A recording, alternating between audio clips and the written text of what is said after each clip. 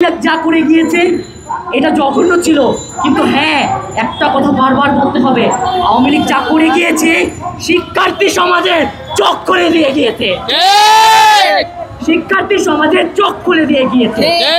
যদি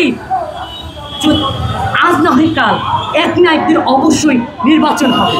নির্বাচনের পর যদি কোনো দলকে দেখা যায় সেই আওয়ামী লীগের একই রূপে কার্যক্রম করা, তাহলে এই শিক্ষার্থী সমাজ বা শিক্ষার্থীবৃন্দ সে আওয়ামী লীগকে শিক্ষা দিয়ে গিয়েছে আমাদেরকে, যে শিক্ষা প্রদান করে গিয়েছে আমাদেরকে, দেখি এই যে দেখে নাও আমরা এইভাবে দেশকে চালিয়েছিলাম, তোমরা আমাদেরকে জুতার বাড়ি দিয়ে বাংলাদেশ থেকে বিদায় করেছো, বিদায় স্থাপন করেছো, এটা আমরা শিখে নিয়েছি না?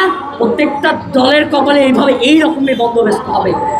নতুন রাজনীতি ধর্ষণ ঘটনা যাতে না ঘটে এরকম প্রস্তুতি নিয়ে রাখতে হবে। যারা ধর্ষণ করে তাদেরকে যাতে ওপেনলি শাস্তি দেওয়া হয় এই প্রস্তুতি নিতে হবে। আমরা অনেকগুলো দল আছে, অনেকগুলো মত আছে যারা এই ধর্ষণের বিরুদ্ধে কথা বলছে, কিন্তু অনেকগুলো পার্টি আছে, অনেকগুলো দল আছে যারা শুধুমাত্র কুকুরের মতো নির্বাচন করে চিলিয়ে যাচ্ছে। তাদেরকে ধর্ষণের বিরুদ্ধে কোনো কথা বলতে দেখা যাচ্ছে না। আমি তাদের বিরুদ্ধে বলে দিতে চাই, তোমরা কি দেশকে ভালোবাসো নাকি ক্ষমতাকে, তা তোমাদের আচরণ দেখলে বোঝা যায়। তাদের উদ্দেশ্যে বলে দিতে চাই, তোমরা ক্ষমতায় আসলে তোমরা যে কি করবা তা আমাদের 53 বছরে দেখা আছে। অযথা নির্বাচন না চিনিয়ে নিজেকে চুপ করে রাখাটাও বুদ্ধিমানের কাজ হবে।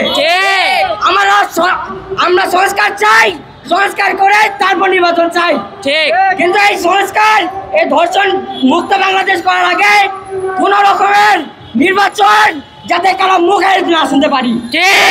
যদি কারো মুখে শুনতে পাই আমরা তাকে কুকুর ছাড়া কিছুই বলবো না।